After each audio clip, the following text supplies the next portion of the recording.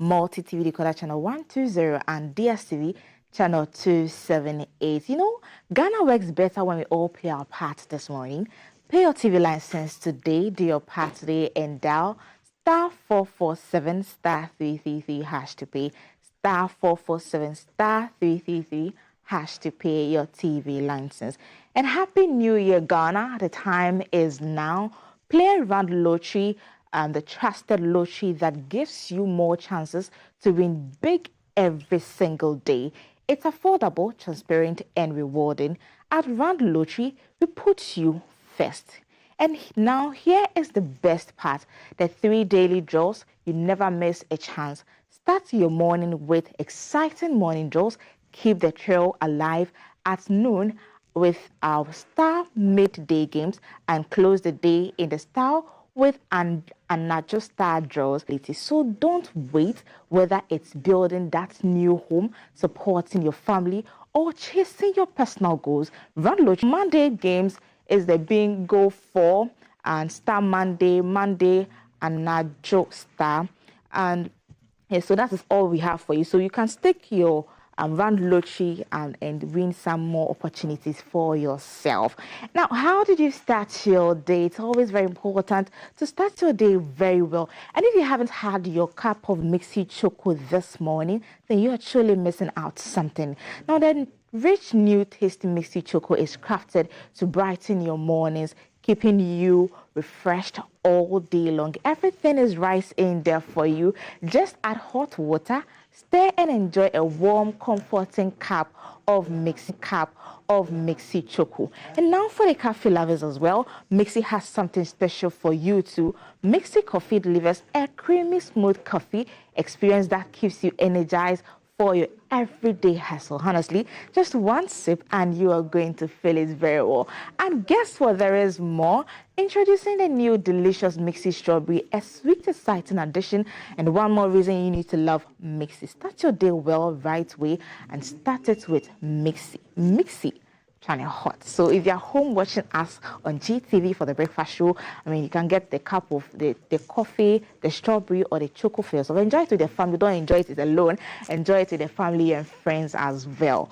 And there is more coming up on the headlines this morning. Felix van der Palen is already seated with our guest this morning to delve deeply into the stories that are making headlines for today. Stay with us after this break.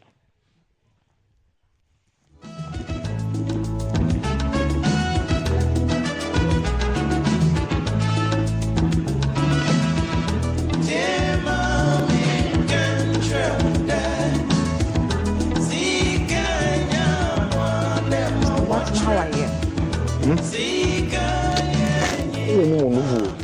How's it going?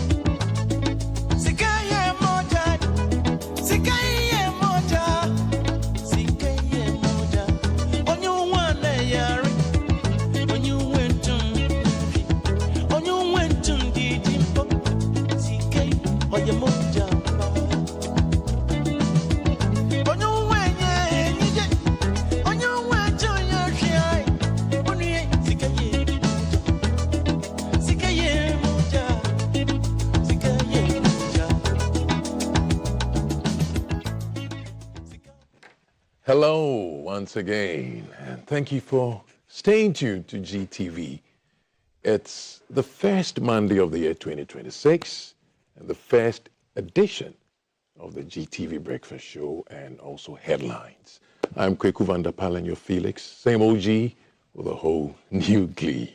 You're so much welcome, and today we're going to do justice to a number of topics Venezuelan President Nicolas Maduro and his wife Celia have been abducted and are being kept somewhere in a detention center in New York. We're going to get into all of that. U.S. is in the center of the news. Ghana is also involved. A statement has been issued by the Ministry of Foreign Affairs on behalf of Ghana. We'll get into the statement and see the way forward on that. We'll also look at the Minister of Finance's statement that 2025 was a turnaround for Ghana as long as the economy is concerned. We'll look at how legitimate that statement also is. So you're so much welcome. We thank you for being part of what we do, and I'm sure you continue to stick with us as it gets better and better. I'm glad to welcome our guest today. Of course, Mr. Oscar Provençal, actor, is here with us. Prince Ntiamwa Buampon is also here, an entrepreneur, and then Zachariah Tanko Musa, a lecturer, also is here with us. Before we get into it, I will also want to express my profound gratitude to you for making headlines what it is. I mean, without you, what would you have done? So I'm saying a big thank you on behalf of GTV for all that you've done for us throughout last year. And I know we'll continue to get on with this and make it more special. You are amazing. We appreciate you. Thank you. Thank you very much. Thank you. It's a good way to start 2026 trying to make our heads swell. But on that note, I mean, I think that Happy New Year to the whole of Ghana, and to everybody who has had the privilege to cross over, and I can only wish everybody a transformational year. Absolutely. And that hopefully we'll be back here next year, safe, sound, and everything that has been taken away shall be restored. Amen. And everything that is in store for you shall be received. Amen. But we'll end it in good health above all things, no matter how much prosperity. It's the start of a new year. We also want to say thank you to GTV for also having us. It's been a journey with GTV since I joined, and to me, it's a privilege always to have this opportunity on a Monday morning where people are busy trying to study a week, to have a conversation that uplifts people. It will uplift people, help businesses, set minds right for people to win. All we do here is ability to be able to set an agenda that people can have expanded conversation, because we have the privilege to be here. And to have all these wonderful men like yourself, Oscar, and my friend joining the conversation is something we look forward to having it. And we are praying that God gives us the strength to carry on, the soundness of mind to do critical analysis, irrespective of our biases, and be able to set an agenda that goes beyond us to help a generation that people are looking for answers. Yes. Thank you so much. Zachariah, good to see you. Good to see you too. Usually the lawyers will say, I have nothing more useful to add than what they have said already. But yes, I mean, our every Monday morning when we come here, all we are seeking to do is to play our part, no matter how small, in the democratic endeavors of our country. And for us, I think my two colleagues would also share that same view, that if these small contributions that we play goes a long way to play a role in our democratic, endeavors, I think we would consider it a privilege to have been involved in such an endeavor. But as to the new year, all of us have our own wishes, and the good Lord knows what our wishes are. Whether we reveal them or we conceal them, the good Lord knows them. And I pray that He grants us all our best desires. Wonderful. But I also want to take this opportunity to express my condolences to the family of the deceased MP of Ayawasu East. In Islam, we say Allah gives and Allah takes. Inna lillahi wa inna lillahi raji'un. From Him we come, and to Him we would return. May the good Lord grant him what we say Jannatul Firdaus. and may He grant the family the ability to be able to bear the loss. And I think it's a loss to Ghana as a whole, of course, because he's a member of parliament and he's been serving us. And so today there would be the funeral rites in terms of, according to Islamic custom. So go there around 10 o'clock to offer the prayers and then go and bury. Okay. And may he rest in perfect peace. But I mean, the same condolences to the family. Yeah. The wife is a very good friend. We spoke 2 days ago, so I know I have a privilege of being around them. And from here, I myself am going for the funeral, and he's one of the gentlemen you can ever meet. And when you go to Parliament and ask about him, every single parliamentarian will tell you he's a gentleman. He has a way of doing his things. Very, very decent man. No scandal, his political. This one, very, very good man. Yeah. Well, may God comfort. I share Hajia. both their sentiments and also Condolences to Hajia. condolences to the family. Sure. All right. Back to the issues. Venezuelan President Nicolas Maduro and Celia, that's the wife. And, well, the point is the U.S. has been busy for some months now, bombing, invading, and so on. And it's interesting how Donald Trump himself puts it confidently. He calls it large-scale attacks, deadly attacks, and all of that. And he says that confidently, praising his army and all of that. The latest, of course, is what we are talking about. Some support, others don't. I've even heard others call the U.S. president a war criminal. Oscar, what would you call him? Diplomatically, I call him a wannabe dictator. I think that even if you go by the U.S. Constitution, he should have gone to Congress. The U.S. cannot go to war without Congress sanctioning it. So from the little we've seen of Mr. Trump,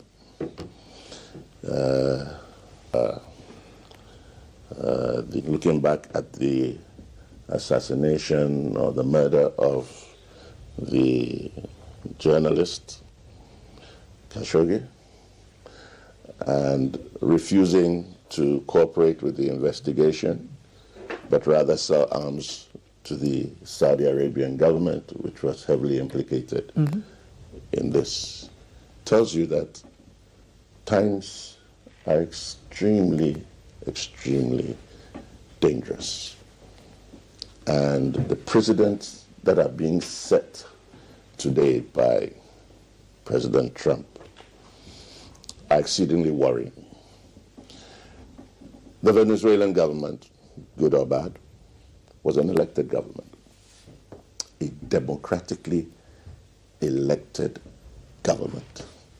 So if we are being told today by the United States, who touts democracy, and I'll go into their history of interference with democratic elected governments and regime change, it becomes very, very worrying to us here in Africa. And if you look at the build-up to all of this, first it was about weapons of mass destruction. Fentanyl is a drug that is obviously debilitating a lot of people in America.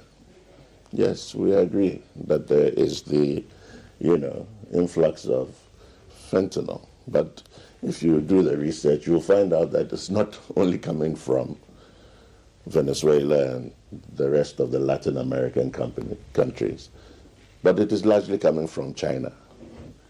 So this is, once again, give a dog a bad name and hang it. It's the same methodology that was used on Iraq, Libya, and what do we get from that? Millions of natives of those countries killed, blood spilled, innocent lives lost, and yet America didn't win those wars. Rather, they left mayhem, Go and see Iraq today. Go and see Libya today. Those interventions. So America has a history of interventions dating way back to the 17th century.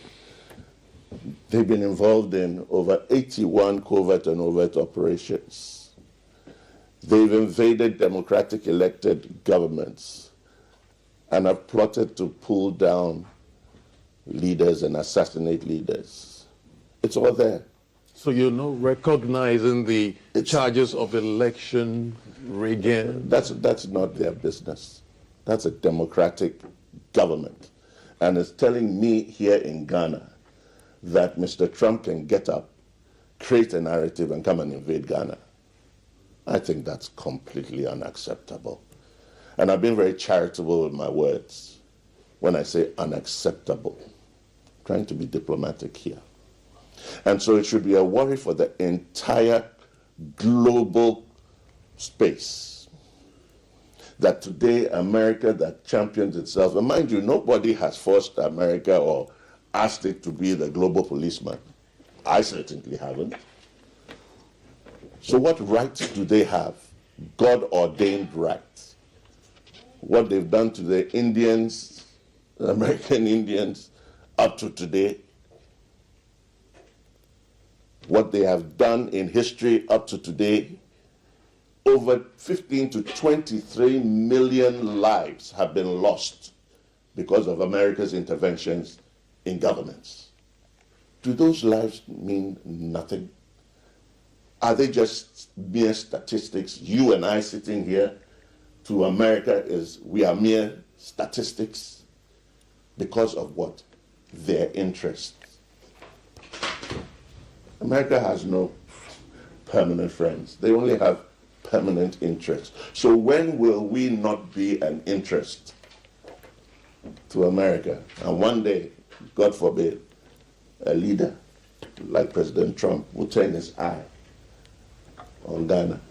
But they are turning their eye on Burkina, Niger, Mali, because of the natural resources that are there. And it's the same playbook.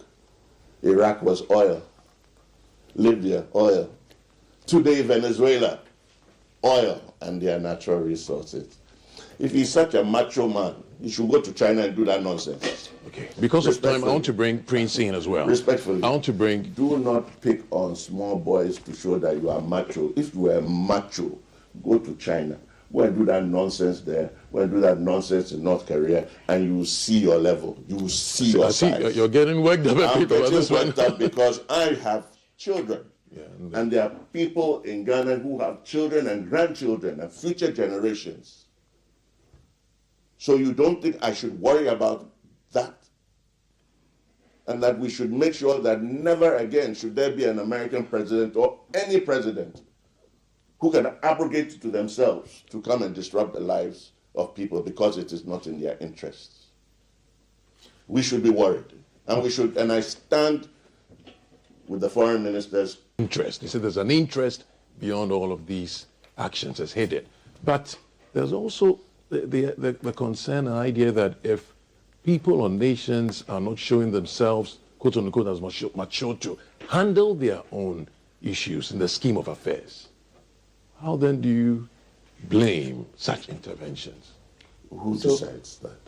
So, Kweku, to me, let's look at it from a very broad spectrum.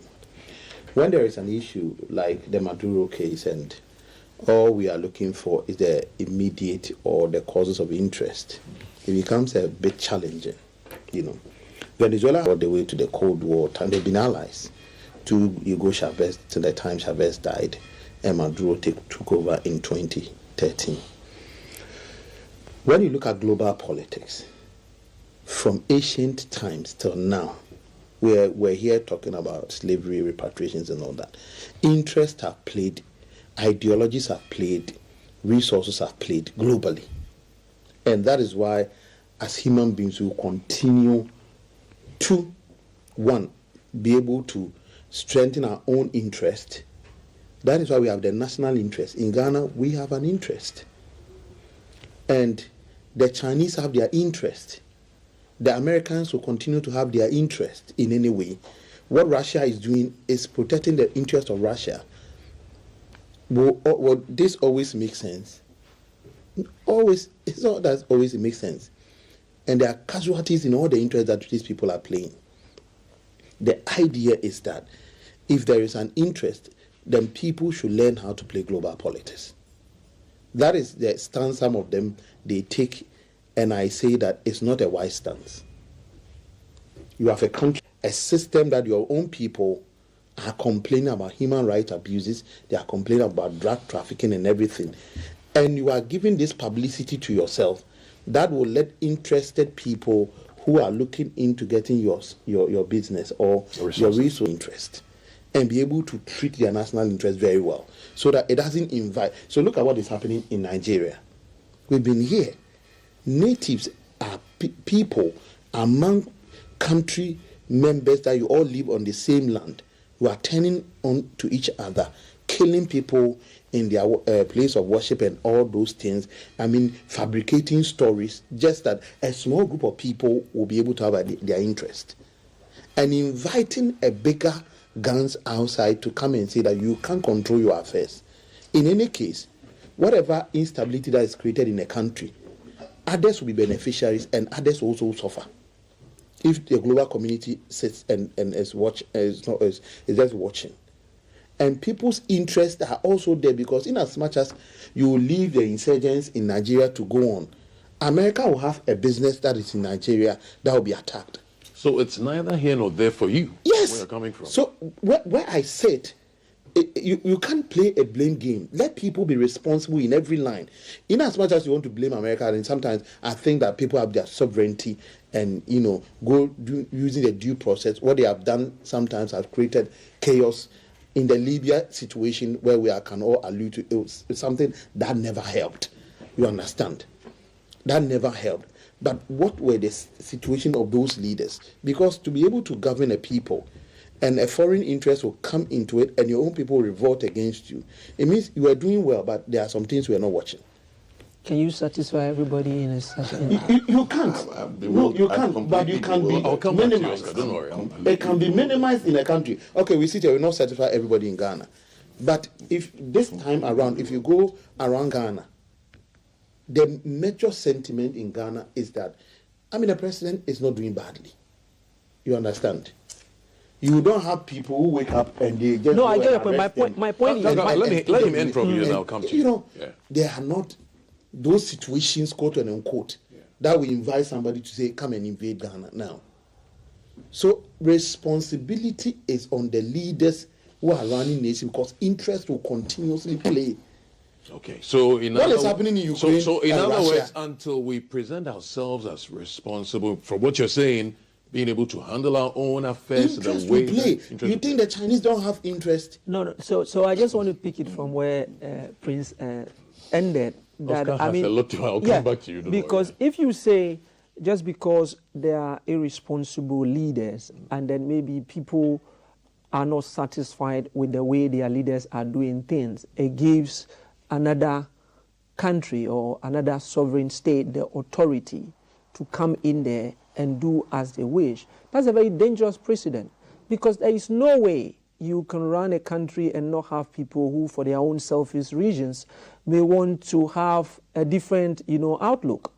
And so if the example is gave with Ghana, there are people who, if you ask them, they would want a change of power because their own parochial interest is not being satisfied. But that is the dangerous thing to do. Now, the truth of the matter is, and when he talked about America having intervened in other places, go back and look at how they eventually left the place.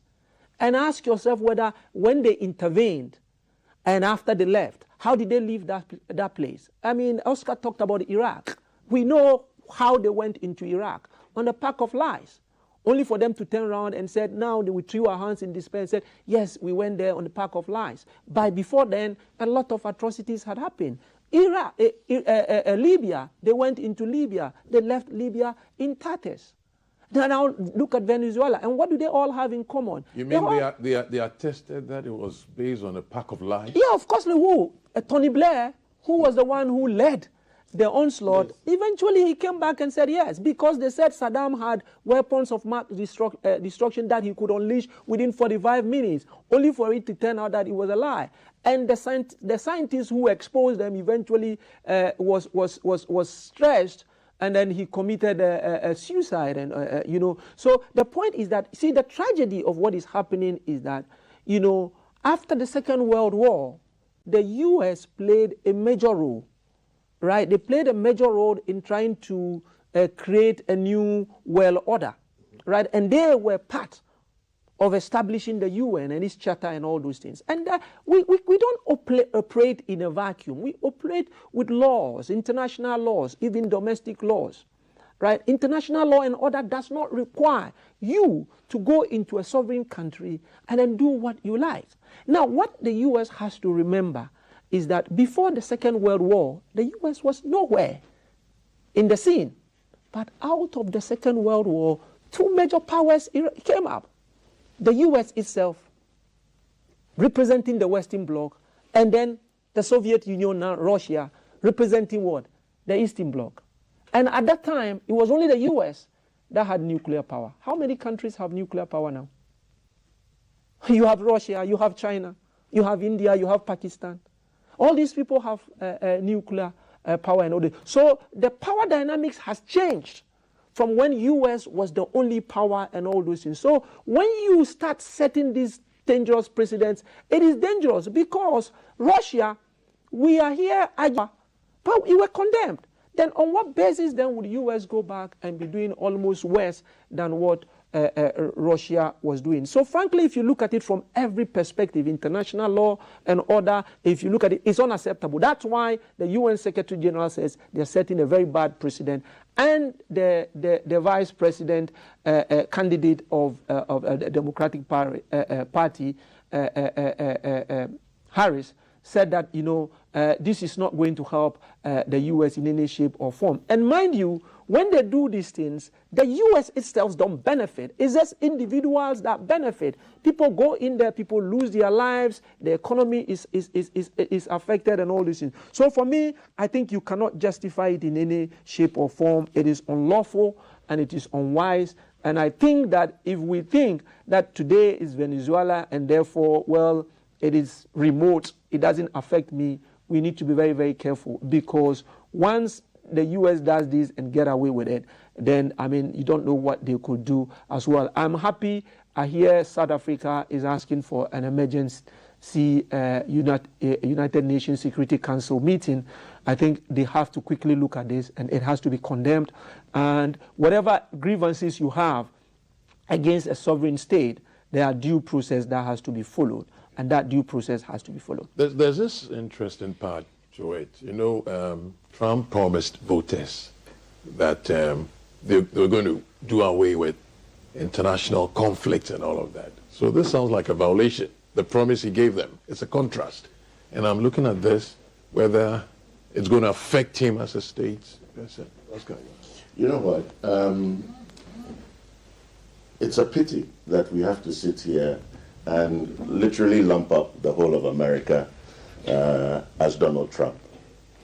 I am sure that in America, a large number of Americans do not agree with his politics.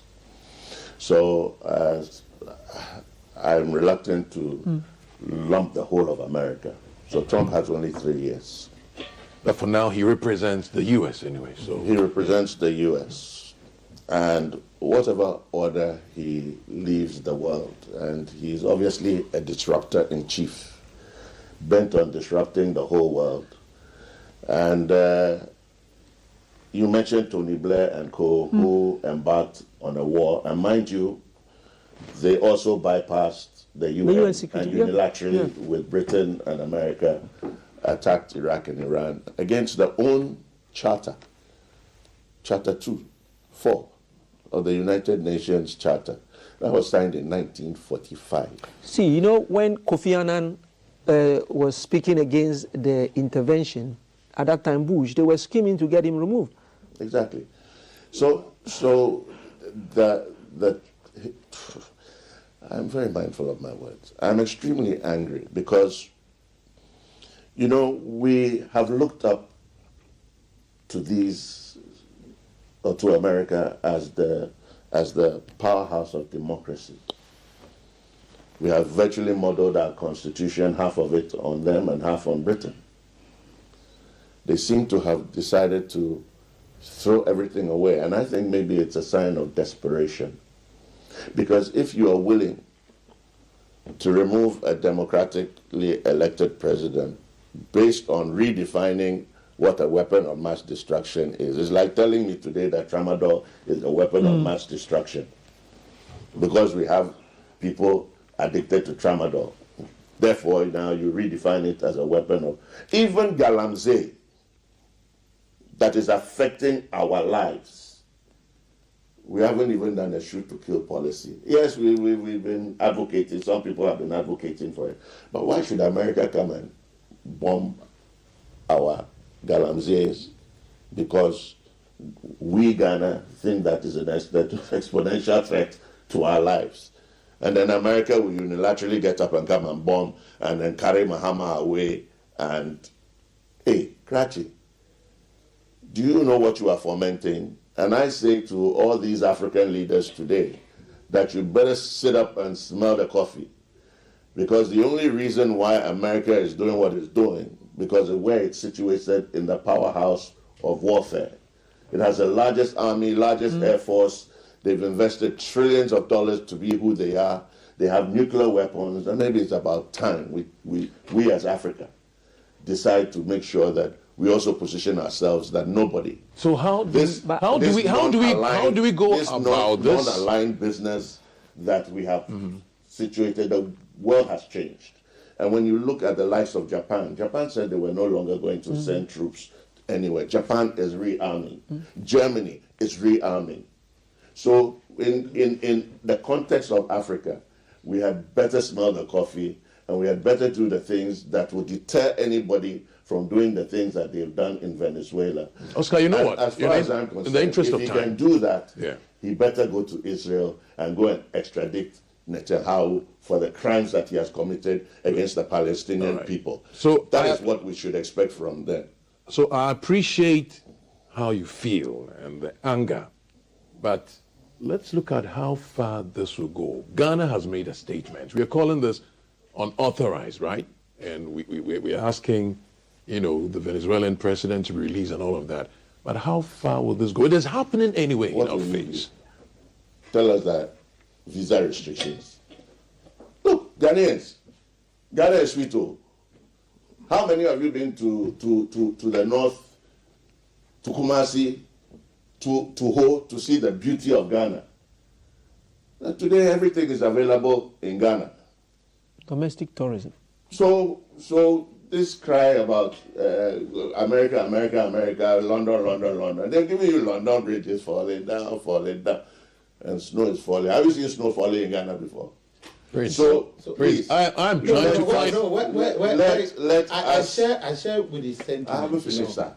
But time is really limited here, so we'll have to manage it properly. But what all the discussion we are having, it borders on global trade, it borders on human rights, other ideology, politics. Ghana is not in isolation. We are not in isolation. US also not. Why are we doing what we're doing with Africa, with the rest of Africa? All these things that we are saying, we can have sentiment. That we will wake up tomorrow morning. No. Trust me. There's global politics. Angry, but it's not sentiments. No, global politics will continue. Yes. What you are America advocating. is not the only person we trade with. No. Isn't. What you are advocating will not stop Russia from attacking their neighbors. I'm talking about Ghana. Will not stop China from planning to go and take the main other lands around them. So global politics will continue. People's interests will expand. So but we should wait for them to invade us. No. Where you had a core, was people strengthening even their own positions. You see globally, everybody is now going back. Now EU is spending more on their own defense systems. Everybody. So they are spending their coffee. No. That's all I'm saying. Yes. So what you are saying, I really don't have an issue with it. But what I am saying is that if we wake up and say, okay, we don't care about visa restriction, we don't care about anything, global politics, there are businesses in Ghana, there are businesses in Nigeria, Africa, and all that. I'm telling you, it cuts deep. That is why when issues like this happen, in as much as you don't agree with some of these global leaders and the politics they are playing, interfering with sovereign countries, but there's a wider conversation of how ordinary global 8 billion and over people will live a life that is sustainable. You are endorsing this policy of regime change. This is what you are sounding to me like. I'm not. But justifying it, I can't justify it. But the point is that look at it from not the anger perspective of somebody has gone to attack. Don't look at my Oscar, you have to let him learn. Because over history, over history, this thing has happened. What did we do when we were sitting in Africa and somebody come and pack a ship and just blow people away? Was it justified? It's never justified. But how did it end? Who played? No, do you have local actors who played in it? Yes, yeah. But how did it end? Did it end? So in as much as you want to see, people have their interest. Because of time. You have to protect. So I want you to round up this. Yeah. This so section. Prince, where is this headed towards? Right now, somebody's in detention and the wife. Okay, and of course, a lot of people are against it. Where is it going to? Eventually there has to be some diplomatic moves. The UN Security Council will sit down. Perhaps they will come and condemn it and say, well, the US didn't follow due process. International law and order has been violated. And they may call on the US to do the needful. Don't forget, they say executive, precedent makes it difficult for this to be handled in a certain way. So that's what I'm saying. So they will come and condemn it and all those things. And ultimately, there would be some sort of diplomatic moves and all those things, because that precedent shouldn't be set. But you see, the point I want to make to Prince is that ultimately, what Oscar is trying to do. If you look at the slavery and all those things, people just didn't throw their hands in despair.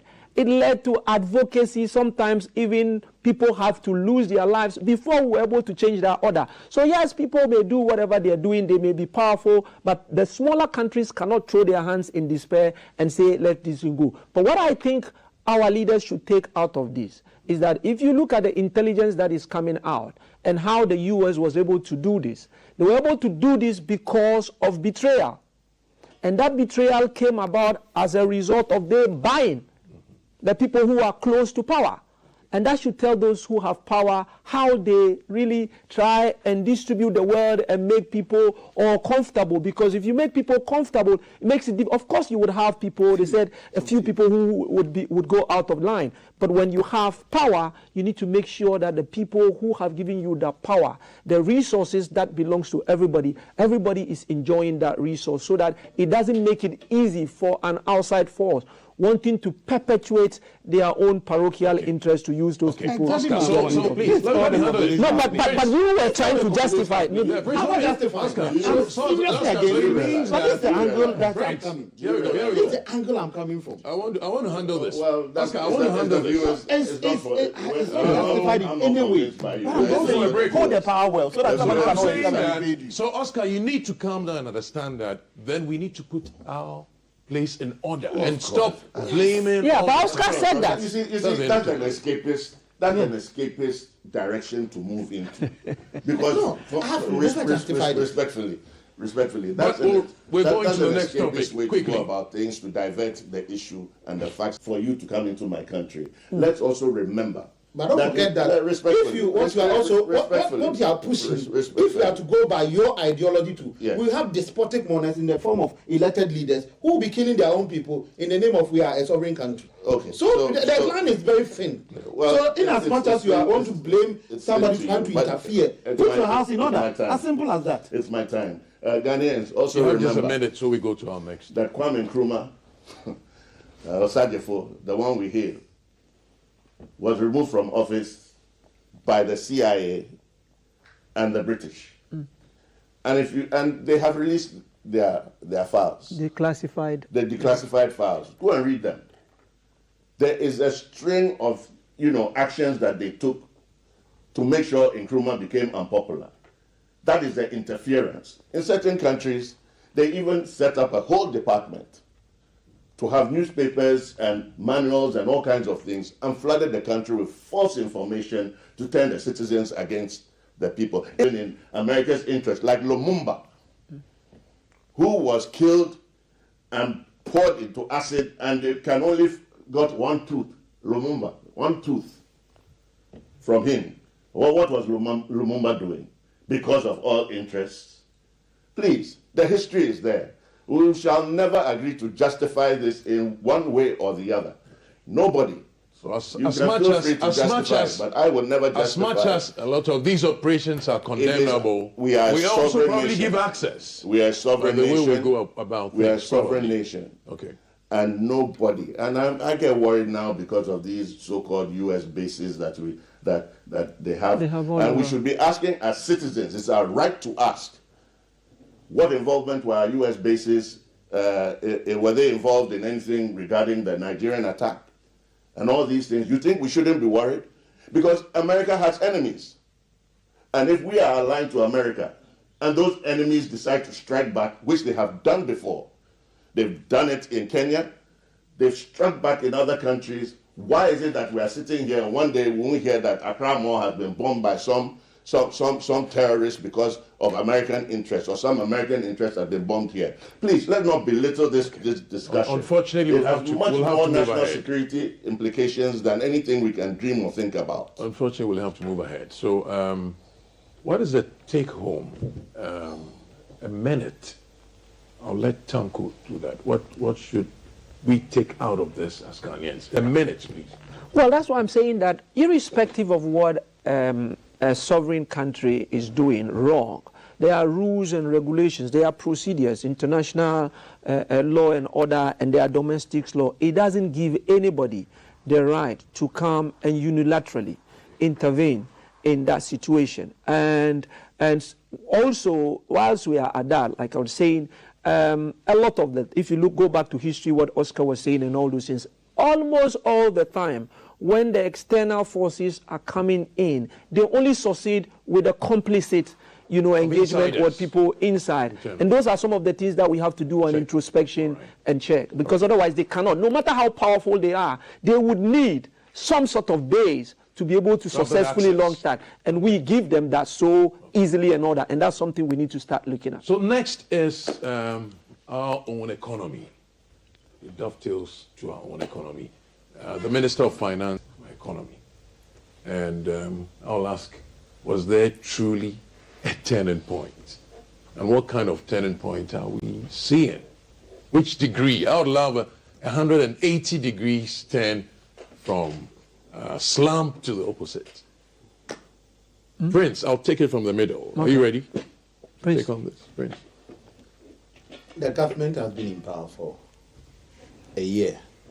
And to me, some of the key indicators that you use to measure a performance of a government will be how even the perception of the people when it comes to that government's performance.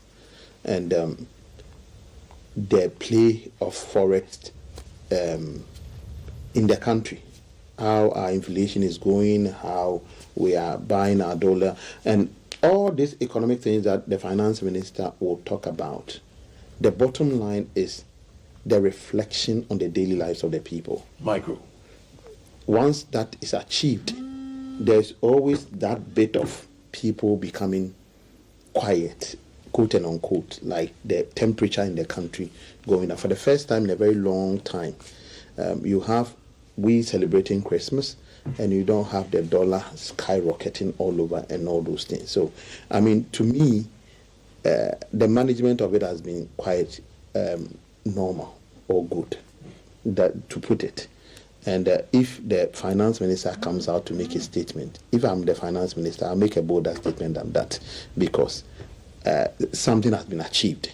There has been stability with the dollar to CD over a period of like a year, which people have been very confident help businesses to make a bolder statement. So how will than you that. make it? Because I say I've turned the country over the century. I've done better than Do not people forget, in a year. do not forget there are concerns, there are certain fears that so people have said, cook figures on one hand. Others also say the market itself not operating in such a way that No, reflect, like you said, reflects what is being done? No, it will macro-wise? take a time, because believe you me, the profit appetite of the ordinary Ghanaian on the market cannot be changed within a year. If you go into our market, some of the things we buy, the profit percentages on it, some exceed even 300%. What people sell and buy, even we come to the way we price our lands. Somebody will come and stand in a place without valuation, nothing. He said, I'm selling my land for $100,000. That's unfair. And tomorrow morning, when somebody buys that land, all the lands in the area begins to go for $100,000. With nothing, no valuation, nothing. Because of So let me bring that it up profit cannot be changed within a year. Now, I was reading an article, an MTN Ghana article, where they say that they are reducing their tariffs because there have been a bill passed on the value-added tax and the abolition of the COVID levies and all that. So graduate businesses are warming up into the stability, because they were also not sure that would this stability be 1 month stability or 2 months. So we need to take a gradual turn into even price changes and all that. Honestly, I have 5 minutes to wrap up. Oscar, this is a big deal. How do you go about it when on the ground people are not cooperating and for some funny reasons it's not reflecting what's happening outside, up there? Well, I don't know about whether people are not cooperating. I mean, I think fundamentally the finance minister has every right to feel good about this. I mean, we all saw what happened to the city. Went up to 17. Inflation went up to 50% by the time the elections were on or the power was exchanged. It was around, 23%. Today it's 6%. So listen, I mean, the indicators in the indices are there. As to what has attributed to all of this, I mean, they can talk about the tax removal of the e-levy and the betting tax and, some of these things that they've done. Of course, they've impacted the economy. Bringing Gold Board has also, shored up our reserves, has helped support the economy. But when you talk about transforming from this, does the transformation happen? No. We're in the stabilization process. So we are stabilizing the economy. And So you don't want to call it people not cooperating? No, there are fundamental issues regarding Ghanaian attitudes and behavior that we gloss over. And he has alluded to it as to the profiteering aspect of Ghanaians. And that's why you hardly see price reductions. It's not today. Kwame Nkrumah's time, they were profiteering. Jerry Rawlings came on the back of profiteering. We are still profiteering. Market women were hoarding and they were being whipped left, right, and center. It is within our DNA to be profiteers. You remember when COVID came, market women were openly jubilating that thank God for COVID. They didn't know that Ghanaians deal with those fundamental issues. When you look at even the issues of pricing for food, you have the queen mothers, you have the middlemen, layers of middlemen, queen mothers. All these structural issues are there that have to be dealt with on the ground. And they all feed into the big picture. So there is a lot of work yet to be done. I mean, I believe that last year very little was really done. I mean, a lot of things were inaugurated. Budgets were not provided for the full rollout of many of the programs that are there. So it is from this year that we can now begin to see that, yes, whether the budgets are going to work, whether the policies that are being implemented are going to have impact. So I think it's too early after 1 year to expect that, some transformational miracle is going to happen.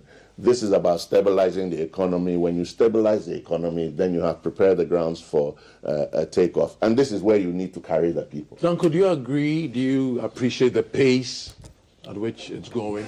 Well, the Akan have a saying that agrobeswa, the success of a day is foreshadowed by its morning. And as Oscar said, I mean, there is an antecedent to look at. And we're coming from a situation where the economy was almost in tatters. I mean, things were very difficult. So clearly, it is very easy for you to do something and then, be able to say that, listen, this is how it was and this is how it is now. So clearly, if you look at, there is some economic stability that has been brought in, there's some improvement in governance and some social intervention. So yes, no wonder when Info Analytics did some survey, they said about 60-something percent to 70% of Ghanaians are saying that the country is heading the right way. But the most important thing, when, for instance, almost always when prices go up, people talk about the exchange rate, they talk about the fuel and all those things. But these key determinants that the market women and men actually use to, if you like, increase prices, we've seen it coming down tremendously, but that is not reflecting in the reduction of prices. And as Oscar said, this is something that has been our bane. That's why in the times of Jerry Rawlings, people were forced to do,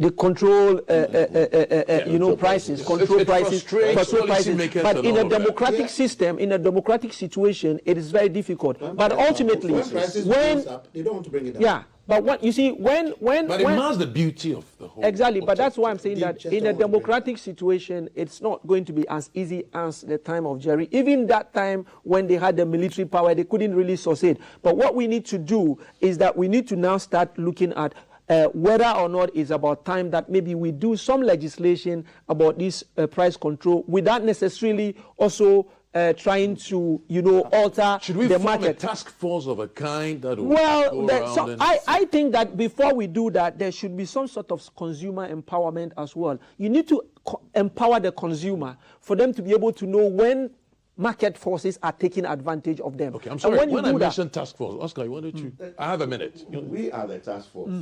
If you are giving me a service and you That's about the price the consumer service, empowerment, why should I patronize your goods? Well, if you go to Cote d'Ivoire you will here, force they have people. very stabilized You will prices. force people to come down. Look at us.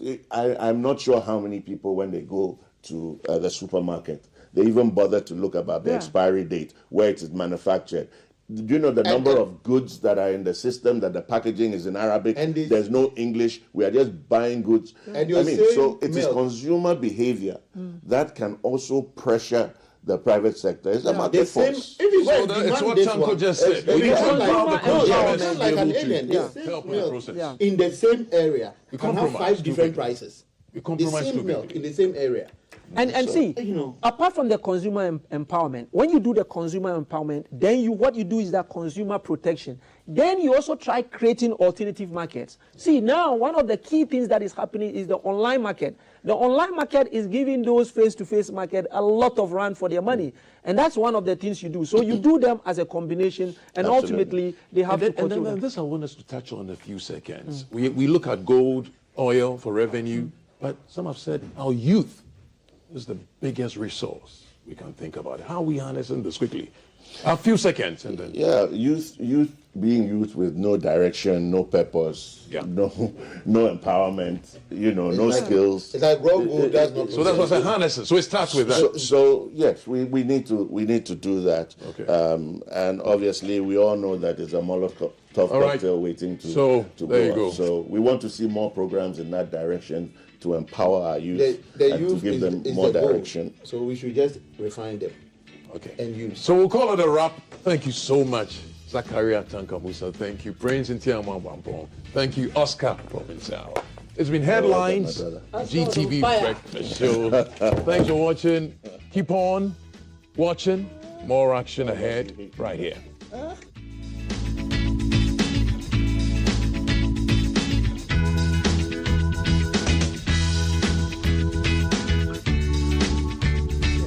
Natural mosquito repellent. Highly recommended by Ministry of Health, CHAS and GES. Lab tested by Noguchi Medical. Field trialed by Atomic Energy Commission. It has no chemical or